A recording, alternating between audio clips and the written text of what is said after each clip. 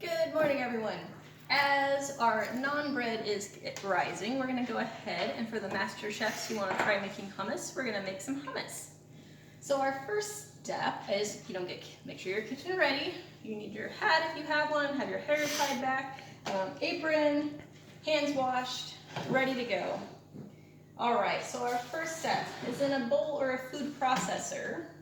In the bowl of a food processor, we need to combine our tahini and lemon juice, okay? I don't have tahini. I did some research on it and it says that's okay. If you don't have it, you can use some extra olive oil, or if you have an all-natural unsweetened peanut butter, you can use that instead. I do not have an all-natural unsweetened peanut butter, so we're going to use a little extra olive oil, okay? So the tahini, it was 1/4 cup. I'm not going to use the full 1/4 cup. Use just shy of the whole thing.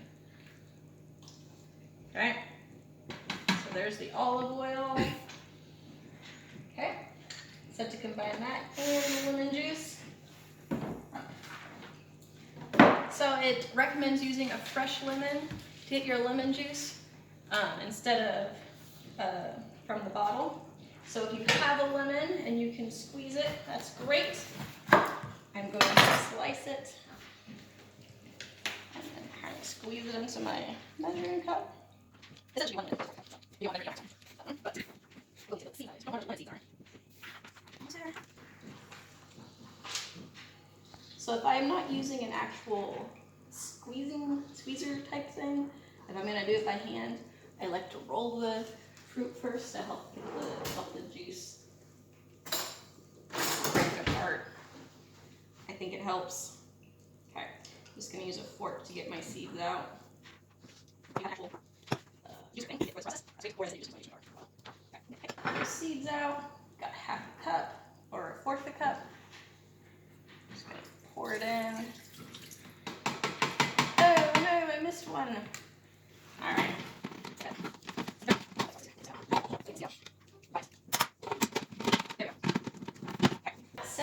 Now that we have our tahini substitute and our lemon juice, we're going to process for 1 minute. Okay. So we've processed for a minute, so we're going to move on to step 2. It says to add the olive oil and minced garlic. So, clean off my board real quick. All right, so it calls for 2 tablespoons of extra virgin olive oil. We're already going to be putting more olive oil in. That's kind of why I didn't put the full 1/4 cup in earlier. So 1, measure not over top of the spout, and 2 tablespoons olive oil. Okay. And minced garlic.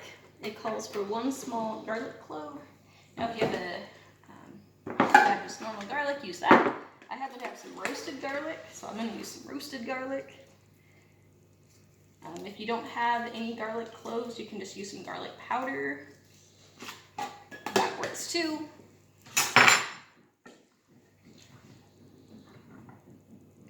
Okay. Just chopping it really thin. I'm just going to go ahead and mince it. Our roasted garlic. Okay. Go ahead and add that to our mixture. Okay, garlic, the cumin calls for 1/2 teaspoon.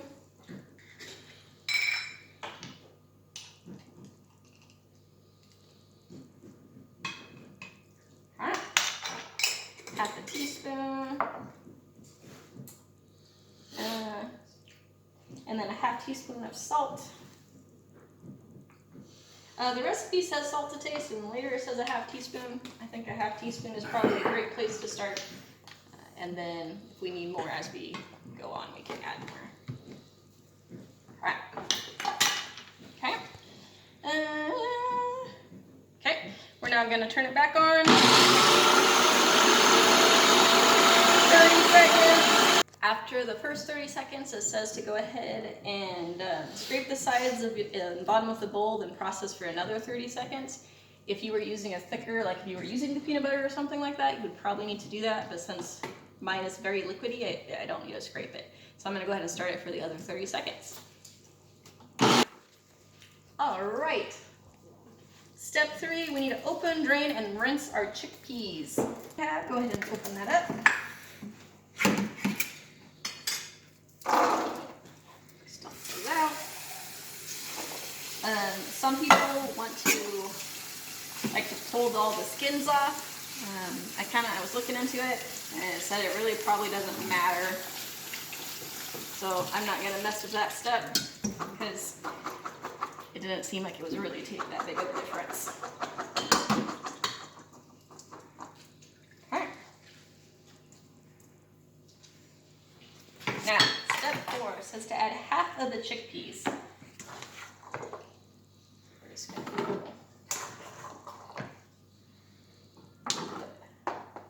whoops. That looks like about half.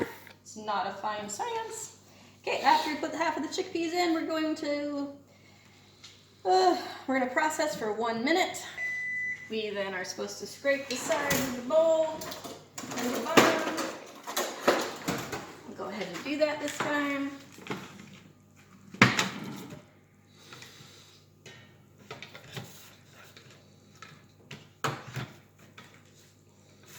Looks really good to me. Mine's still pretty thin, which is fine because we still have a bunch more chickpeas to add. Okay.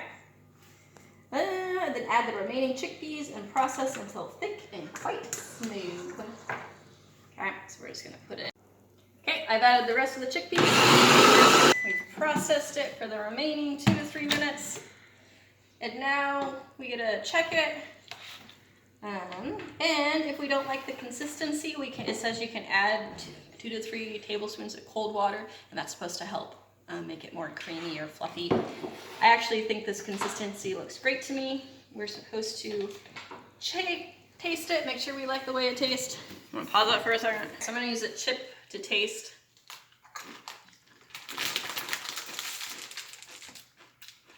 You know, I think it's a good flavoring. I'm gonna leave it as it is.